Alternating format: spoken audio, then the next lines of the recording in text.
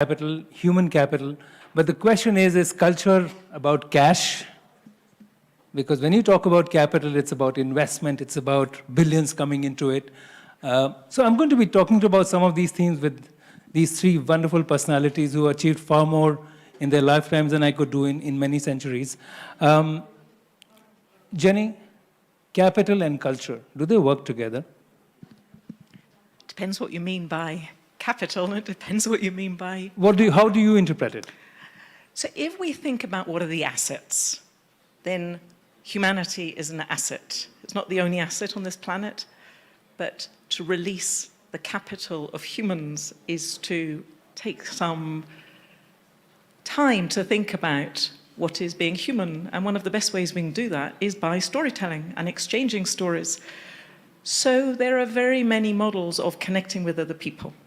But given that this is a session late night, there's nothing wrong with entertainment. Entertainment... What is storytelling, Jenny? Storytelling is any number of things. We know a lot of politicians who do storytelling as well. Is that storytelling? So there's storytelling that's used by people to say that wasn't very true. And there's the sort of storytelling that we use to try and actually make sense of things. So storytelling for me is about connecting. It's about connecting in the present to the present by making time to sit and listen and open up to somebody else's story and to open up to somebody else and with the a story. What is the objective? Well, it depends on the context. One objective is when you are at immigration control, you are asked, what is your story? And that better be the same story, otherwise it won't be true. And it better be short, and it better be biographical, and it better push all the right buttons. So that's a very interrogatory form of recording a sort of biometric data and trying to get sort of a guarantee. About narrative. Narrative is a very complicated thing. It is about storytelling. It is about giving and delivering stories. And people around the world, they love to hear stories, to listen to stories, to watch stories.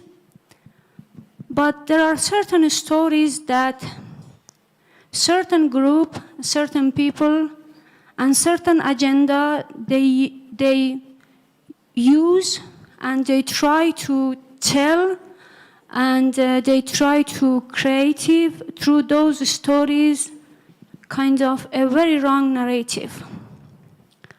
So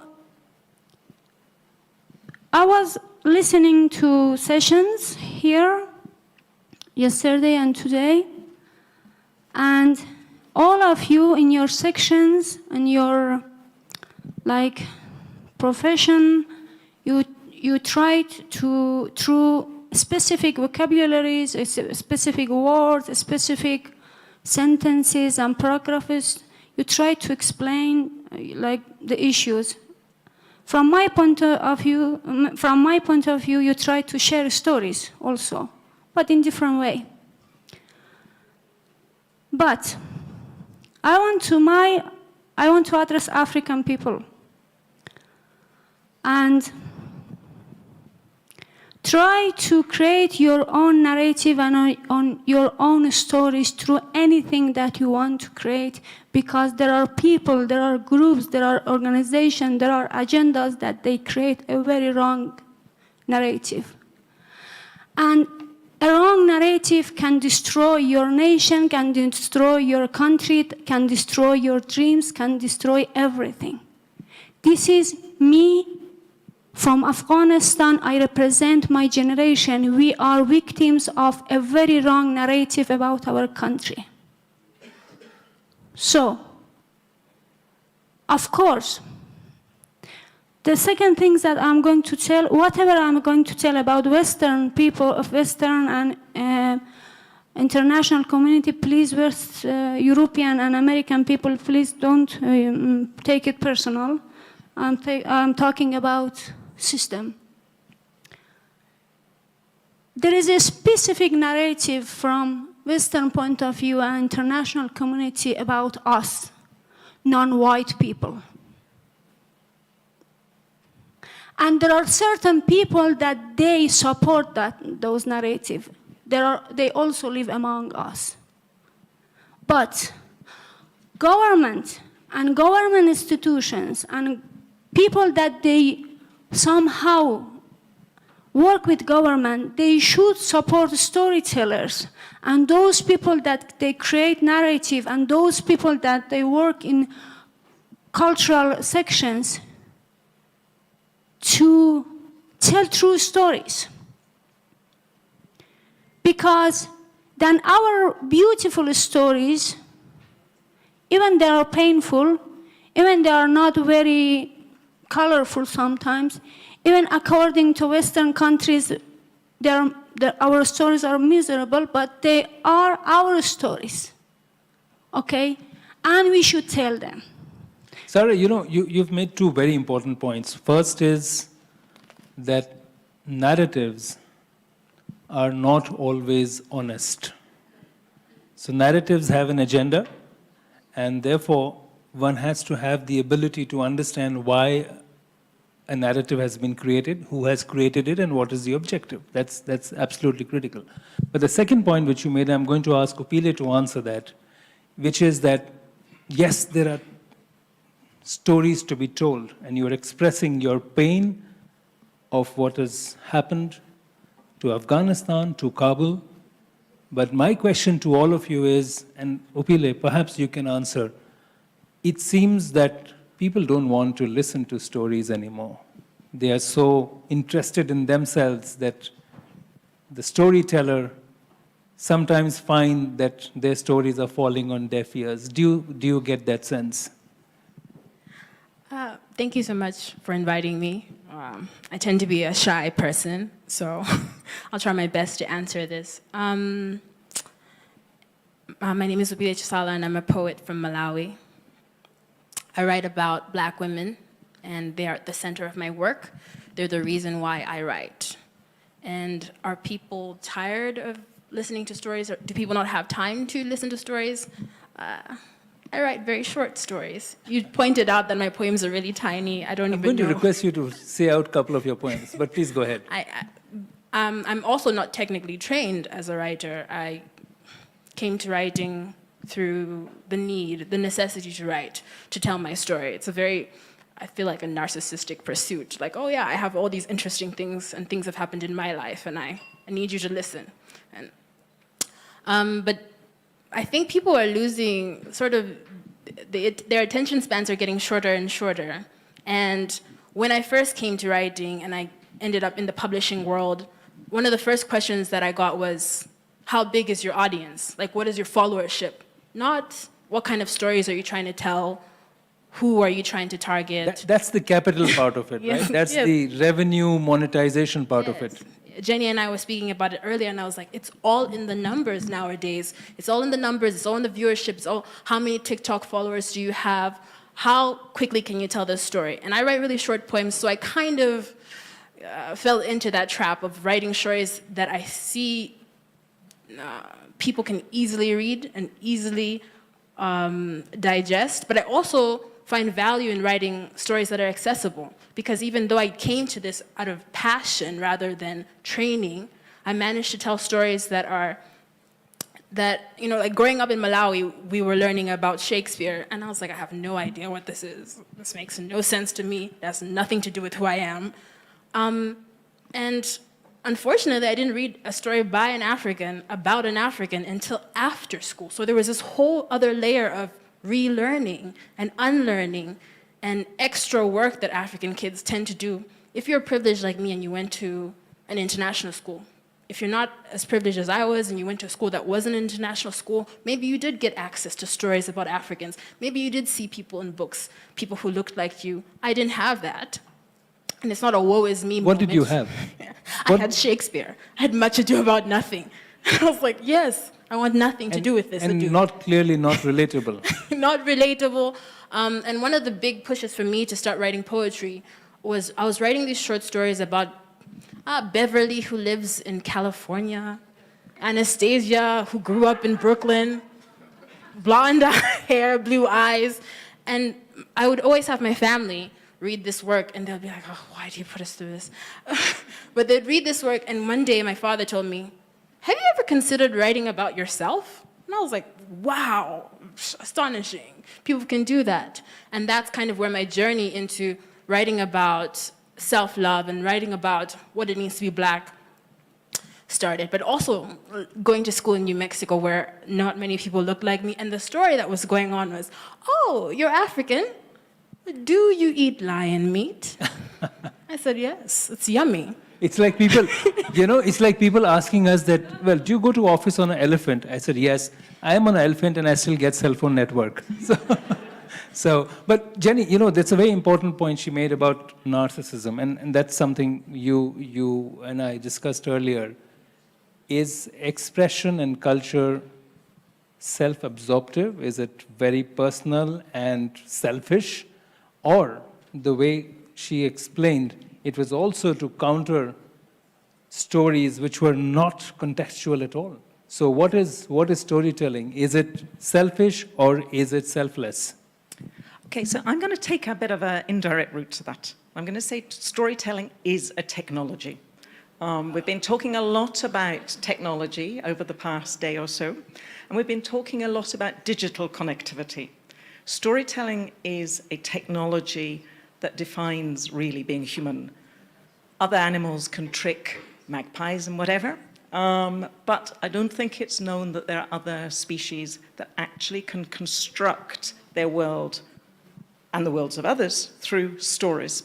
So it is a very fundamental tool. Now, we were talking about time earlier.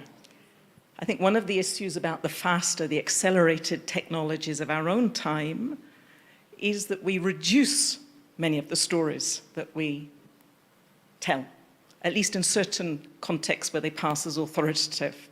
So what is a function of storytelling, which is always a multiplicity from different perspectives, then becomes streamlined into a master narrative.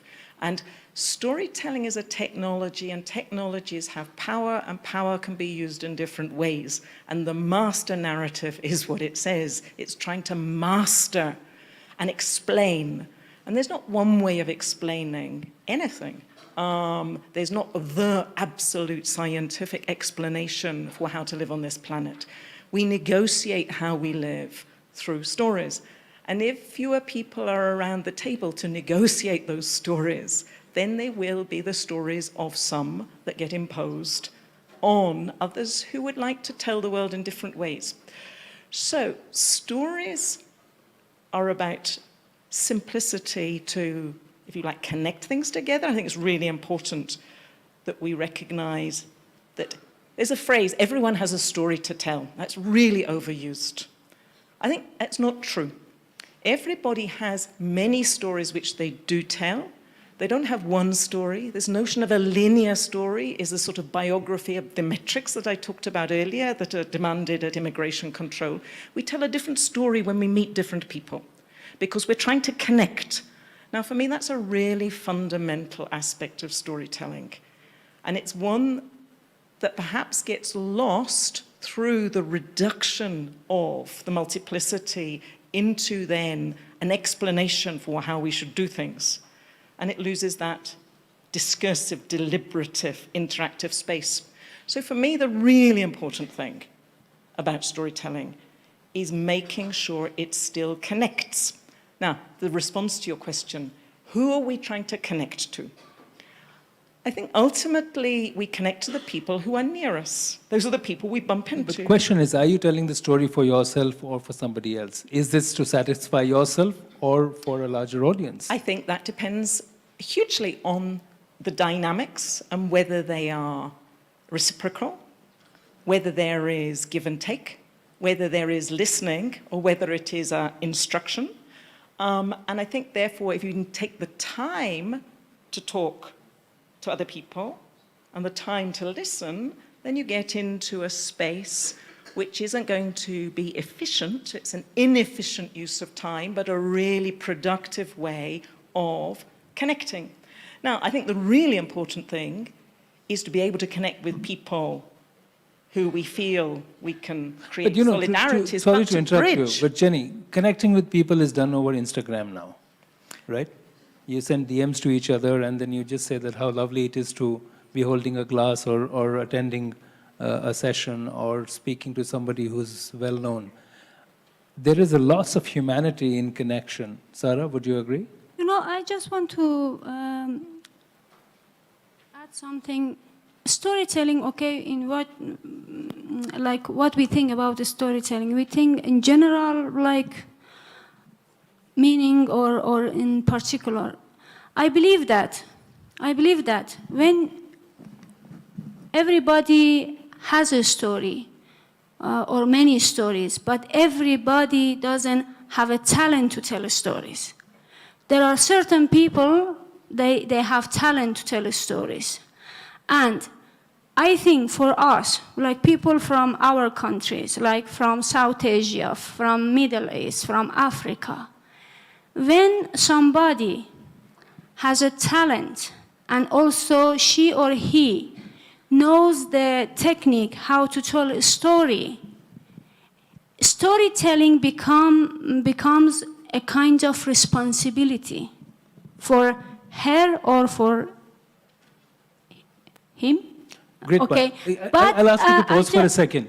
How many people in this hall think that they have a story to tell?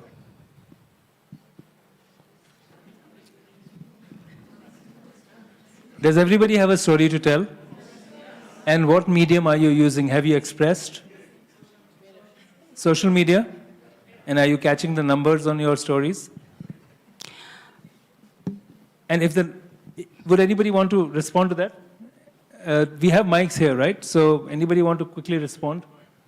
The gentleman there. Sir, please introduce yourself. Thank you. My name is Dolapo Aino. I'm a writer and a journalist, Nigerian. I'm based in Rwanda. So I can relate with all what the women are saying, and most especially the lady who is an Afghan. So does everybody have a story to tell? Yes, everybody has a story and stories to tell. Now, with what the lady from Afghanistan was saying, not many people have the platform to tell those stories. Some people don't even have the time to tell those stories. Some people don't even know how to craft their words, their thoughts into words to tell a story. Some people have stories to tell, but they don't know how to frame the words to use. The first paragraph and you're off. You won't read it because the story is not well crafted. So does everybody have a story to tell or stories to tell? Yes. Mediums, the platform could be different. Some have several platforms to tell their stories, some don't. So, but everybody has a story and stories to tell. Question is then that how many people I just want are listening? to She was saying continue. something, yes. Yeah, Please I let just us want to finish. continue. Thank you. Something, okay? In cinema, especially when we started to learn how to write a script and something, there is a 36. Some people they say 36. Some people they say 39 subjects that you tell all a story around the world. Right. All a story. There are 6 plots which cover No, everything, it's not right? about plots. Like jealousy, I don't know, love, I don't know, loss of father, loss of parents, loss of child. There's 36 or 39, okay? But all these years, masters of cinema, masters of storytelling in their books, in their films, everywhere, they are telling those stories. Even many stories that the young people, they are telling through their social media platforms, those stories are also about those subjects. But the way how we deliver the story is very important. We cannot deliver, for example, I don't want to be like to use like a very professional language about filmmaking and storytelling. But you know, Americans, they have their own way of storytelling. they call it React, okay? European, they have their own way of storytelling, according to Aristotle, okay? And we Asian, Mediterranean, we have our own way of storytelling. But today, 21st century, with these multi platforms and streamers, and I don't know, I don't use TikTok. I don't know what is it. So so this. You're the only person in the room, I think. Okay, so I don't. I use the Instagram somehow.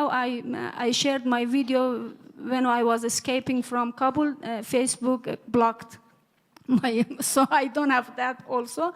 So, but these multi platforms, popular or not popular, they somehow provide young people or elder people to tell their stories. You know, I'm going to ask Upile. I just want to thank. We should use technology, our time, and our stories to deliver those very important issues that we want. Again, I'm going to point government. Government, because they should invest. They should invest in technology which can deliver good stories. For culture. For culture. Excellent. So on this point, I'm going to ask Upile, do you have a poem on self-expression and storytelling? And I'll request all your attention, please, for Upile.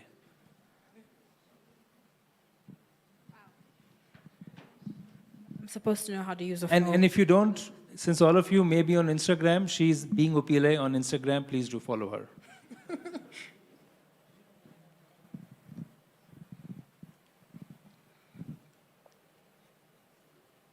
Today and all days, I am thankful for women of color who love, write, create, emote from the root, and never apologize for their magic. Thank you.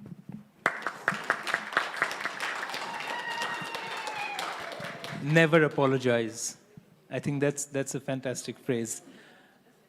Investing in culture, developing a creative industry, you know, those are some of the themes that we have to explore today as well. Can culture be an industry? Culture is an industry. Which also means that an industry has to be profit-making, which means... Industry is not very cultural. That's a great point too. Excellent, well said. Jenny, would you agree? I think it's... Can culture be an industry, or should it be an industry? I have no objection to culture being commodified, but it shouldn't cannibalize. The commodification of culture shouldn't cannibalize all other sorts of arts. And I think we're necessarily, from pressure of time, running into, if you like, reductive sort of attempts to sum things up. And of course, actually there's a blissful fragmentation, an inability to connect things. I think that's sort of good, but there is a different level. And perhaps I could just say a word about, I don't think we need to be only thinking about stories and narratives that are published, that are made public in the way that screen medias of the culture industries aim, or the book trade. That is for some people, and it's normally a collective task, even for poets. There will be editors, there will be the paper makers, you know, there is a whole team of people that lead to that production. Now, if we're thinking team, let's think about the fact that we tell stories on a very much more local, it doesn't necessarily have to be people who are local, but people interact through stories. Now, I agree with what was said earlier, is storytelling needs to be facilitated. You know, it is part of a sort of educational process that people get either through their upbringing, you know, talking around the table. But everybody tells stories so many times a day, even if they're encapsulated. What did you do today? That is a story. It is making an account. It's bringing your past into the present. So Where I've been interested in storytelling is how it can build communities and how storytelling, which is part of the Global Compact for Migration, it's a duty that we've committed to globally, is to create spaces at local levels for people to exchange stories and to engage in intercultural dialogue. Now that is a very cheap way, it doesn't require a whole team a production team, of bringing people around a table or in any other context and giving them a chance to connect by exchanging. It can be through drawing, it can be through music, but encouraging people to share their worldview. And I think that's what this session is really about, is the extent to which we are operating and enculturating people with one worldview, or whether there are ways of actually introducing people in a multifaceted world to multiple worldviews. And that's very enriching. And culture is enriching on a personal basis and a community basis because it allows people to build. Culture is about... I'm going to pick on the word enriching. And Pile, you mentioned something about your growing up and in the kind of culture and the stories you were absorbing. And Sahraa said the same thing about the government. Do you think, for example, that the governments of countries in developing economies should say that we have to invest in creating local culture? We should not be absorbing the stories that you grew up with where there were no relatable context. Do you think government has a role in creating a creative industry? And I'd like some of you to comment on this after Upile answers. Just after she does. Just after I answer. I would say yes, definitely. I was just reading earlier about Steve Biko talking about the decolonial project for us to, as Black people, to sort of develop some sort of narrative identity and narrative empowerment. And I really think that governments are key in helping that, because why should a child like me who grew up in Malawi only be exposed to stories about Beverly and so forth? How will I ever have a sense of self-worth? How will I ever know that my story is important and that I can make money off of my story, or I can build community off of my story, or that I too matter at a very integral level? There's such value in being able to tell your own story. So should the government ban this stuff? Should they say that, No. only domestic culture, only legacy culture, only historical culture? I'm sorry, have you ever watched Game of Thrones? Like, if they ban that, that has nothing to do with me. I don't know about dragons and flying them. Don't ban it. I just want to tell something about, it is government, okay? Let's talk about parents and family. Mm-hmm. We should, I don't have any children, and I don't want to have a child, but I don't have to, okay? But when you see we, it means that, we, like parents, okay? I'm not parents. But we should learn, our children should learn, and we should teach our children to love their own stories, our own stories. Most parents nowadays, they are so much putting energy to their children, okay, to learn English, to learn French, to learn Italian, to learn German, go to this school, go to this school. But first of all, if I had a child, I would teach her or him, her, I like that. Okay. No, her, one. Okay. And I would teach her to learn mother language in perfect way, to read in mother language, okay? And then go and learn 1,000 other languages. Problem with us, like our region, is somehow this kind of narrative they push to our mind. As much as you know about Western, about foreign culture, foreign language, foreign, you are more modern, you are more cultivated, you are more wise, you are like somehow more successful. It is not You are true. then, effectively, we are denying our own history and culture, but saying that everything outside is better. And you know, I can tell you, This is a Sahraa, simple thing. If you don't love yourself, you wouldn't be able to love other things. Self-love in a very vast meaning, it is the most important things that because all of you in favor of self-love, raise your hand.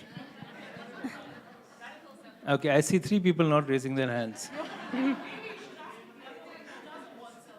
Okay, who doesn't want self-love? You know, I want self-love from everybody for me. So, Can I? yes, Jenny, please. So, can I be a little controversial here? Please, I'm waiting for somebody to be. So, self-love, if that is an important principle, and I don't think it needs to be selfish self-love, but it's actually self-respect, that has to apply across the globe. So that does leave us with a problem of what we're going to do with the West. Ooh. I don't think the West... Are you from the West? That's a complicated story because the construction of the West is a story. It's a highly It's an awful powerful narrative, right? It's a terrible narrative. It is a highly powerful, politicized narrative because narratives are used to do things. Mm-hmm. Now, I'm not saying it is an unuseful narrative, but I think we need to question how and at what point we want to get rid of that narrative and which other narratives we want to tell. Because if the goal is to actually make more space for other narratives, putting a ring fence around everybody who looks like they come from the West on account of goodness knows what characteristics Not blue eyes and blonde hair. No. Is to try and homogenize all sorts of multiplicities. And if the goal, which I would argue it is to make space for multiplicity, then there are some narratives that we need to think about how we begin to dismantle.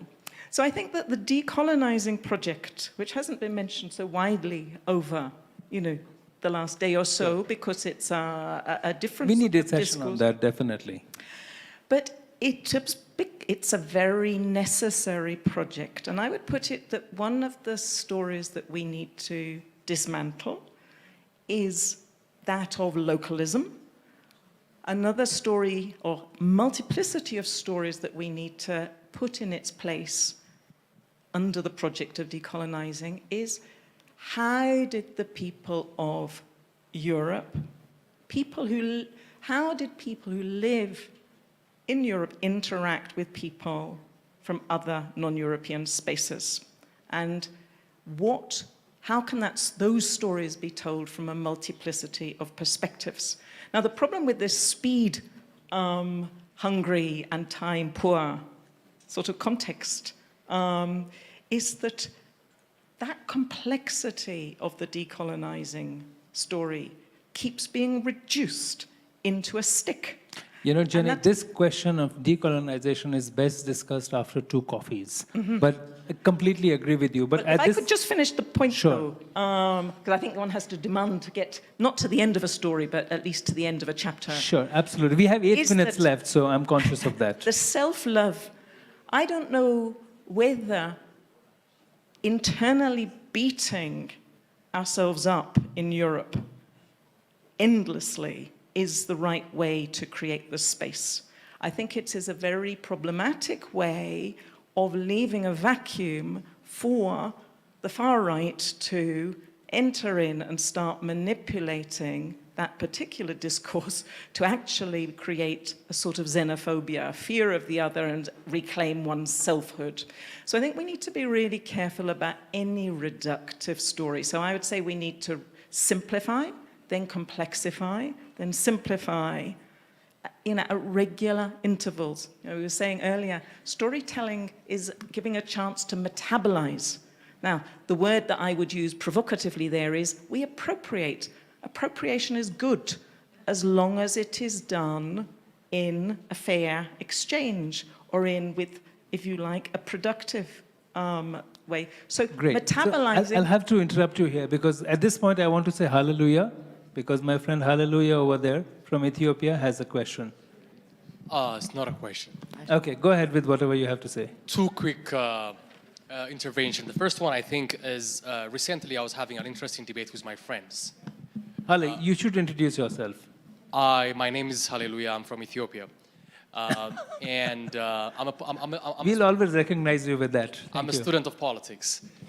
So we're having a debate about Cuba, and we were discussing Fidel Castro. So this discussion is, of course, with well-educated, well-traveled, very cosmopolitan Ethiopians. And in the middle of the conversation, we started talking about, how many times the United States government tried to kill Castro. That's in hundreds. And all of us, I think it was a cultural project. yeah, it was. But the point that I'm trying to make is, literally everyone there took that, the fact that the US tried to kill Castro like 300 times or 400 times as a general knowledge, like a fascinating fact. People laughed it off. Oh my God, that lucky bastard. He survived it. There was no outrage. Then I started using that story to test how people react to that. And shockingly, literally everybody I tell that story, even people who consider to be, progressive, who are critical of the global order, they are not outraged. Why? Because we were told that it was a fun story. That guy, the US tried to kill him so many times, but he survived it. The story there is about Castro, not about the US. It's about storytelling. And we can... It's actually narrative building. Yeah, narrative building, yeah. So I think that story for me was an embodiment of the structural injustice. I don't think the internet democratized or leveled the space. It actually reproduced the inequality, reproduced, the injustice in storytelling. Thank you, Hale. That's a fantastic point. The lady over there, please. Yes, please introduce yourself. My name is Bongiwe Mlangeni. I am from South Africa and I work for global health strategies. There is often an assumption that when we tell stories, stories are heard. So the sister from Afghanistan started by speaking to Africans and saying, tell your stories. The thing is we do. Do you hear them? Do you want to listen to those stories? Do you want to see us for who we are? Do you want to receive the message that we are delivering? Can you open both your heart, your ears, and whatever else to receive the story? So it's not that stories are not told at times. It is about the readiness of the other to receive the other. I am very familiar And with sister, that. let's wait there. And I'm not criticizing you. I'm just responding to a point. And I think it is the same with Afghanistan. And that's why certain narratives are able to persist and engender themselves in the minds of people for centuries for a particular purpose, because what ends up happening is that the story that people are willing to listen to, because it is productive for whatever agenda that they are pursuing, that story is the one that people just keep on with for as long as possible. So that is one thing. Then I want to come to you. I'm sorry, we have 3 minutes left. Thank you for honoring African women in or black women, perhaps not necessarily African, in your poetry. I do want to ask a question though. If the poetry is driven by an agenda to transform the way we are perceived. Do you have an answer quickly, Upile? want to- And then Sahraa. Go ahead, Upile. Is it working? Okay. Yes. Thank you so much for that question. I don't think it started off with that agenda. but it's sort of evolved to, because I understand the role of representation. And it's an often struggle from me as a writer to see, okay, who's going to feel excluded from my book? Who's going to feel included? Or are these poems black enough, African enough, woman enough? Or because you get boxed into like, oh, she's a writer for African black women. That's all the material you should expect from her. And then culture, money, I still want to be able to make a living, which is difficult because once people say, oh, she stopped writing about African women now, this has nothing to do with me, we're not going to buy from her, she's a sellout. That is a thing that writers constantly have to deal with. But these days I read a lot of Mary Oliver, who was a queer white woman, white American woman who wrote about trees. And sometimes I want to write about that. I think earlier we were talking about misery and stories. I also love to write about joy. And I'm exhausted with poverty porn and poverty poetry and sad poetry. So I am evolving as a writer. Thank you so much. I just want to 30 seconds to both of you. Okay, no, still 1 minute we have. And 30 seconds is 1 minute. okay. And when I say that, please tell your stories, okay? And because I know what does it mean. I am author, I'm a storyteller, and I'm an independent filmmaker. We should tell our stories not because somebody from, I don't know, some village from Germany should buy it. No, we should tell our stories to our generation because maybe we are not successful in what we want, but next generation needs to read, needs to have material, okay? I tell you something about how people look at us, okay? I made a film, Hawa Mariam Aisha, very independently, borrow money from there, okay? And it was very good film according to critics, okay? But at that time, in 2019, when I was at Venice Film Festival, nobody cared about Afghan women, modern Afghan women, because I show in my film modern Afghan women who has a cell phone, who has an iPhone, who can think about abortion, who can think about love outside of marriage and many other things, okay? People, they didn't want to see that story from Afghanistan because it wasn't part of the agenda. After the fall of Taliban, suddenly I am the most talented director from Afghanistan and I made the most famous film from Afghanistan. Oh my God. Because what happened? They are the same woman. iPhone didn't change. Even I didn't cut anything.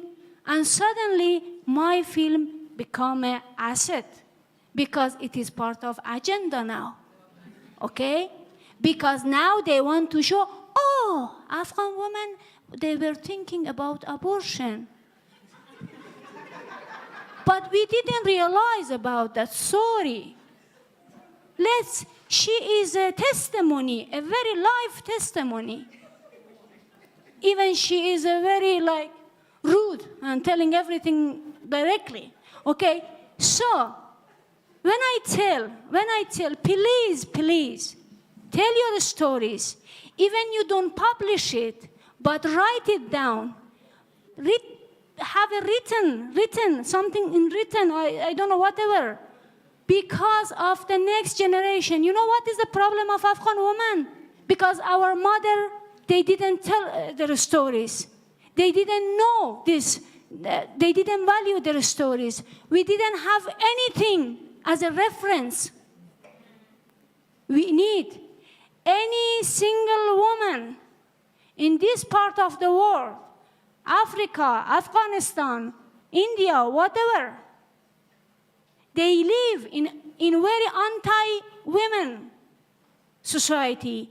They live in very religion-manipulated society like Afghanistan. They need reference, and we women, we should be references. Thank you. Thank you so much, Sahraa. Quick intervention from Jenny. Okay, so extraordinarily badly designed to leave a white old person with the last word. But I will try and be concise. I'm interested in stories at the local level. We're hearing in this local level lots of stories. That is a great opportunity. But I'm going to give another word. We need better histories. That is a role for all sorts of institutions, galleries, museums, but also public engagement, etc. But let's give the final word, paradoxically, to the screen and to, therefore, the creative industries. On the plane, there's a little section on Marvelous Africa, and I watched 2 films. They were really engaging, but also gave me a window into a world that gave me a hook to go and explore. I think the screen can give a window. It creates a connection. It's not the whole story. And then for every poverty porn and tragedy porn, you know, seeing people who are having fun and enjoying and doing other sorts of things is a good balance. So Black Lives Rising, is that its name? But, you know, the Rwandan genocide is informational, but African films by Africans, it's the exposure we need. So that would be my Thank you. sense. Upile, one last poem from you. One final poem from you and we end. And I'm going to summarize in 30 seconds, I promise.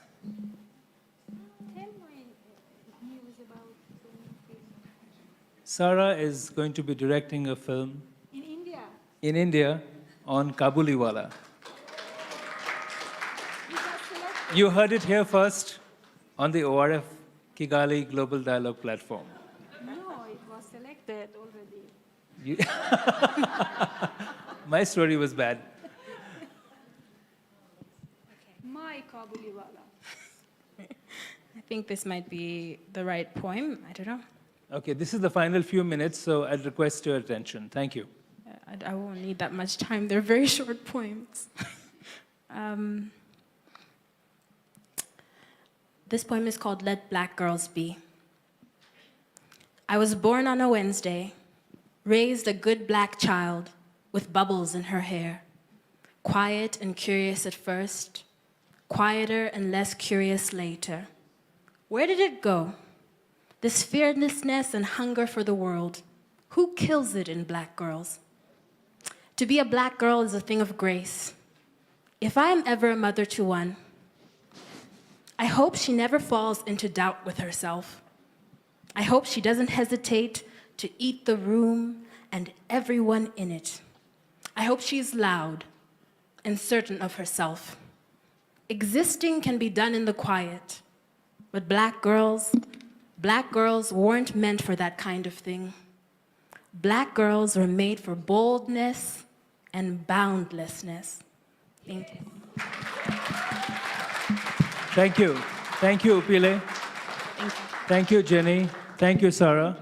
I can just say one thing to summarize, that storytelling is important, and so is listening to stories. And that, my friend, in my view, is culture. Thank you so much for joining us this evening. And a warm thank you to ORF, to Terry, Samir, and Manat for organizing all this. Good night.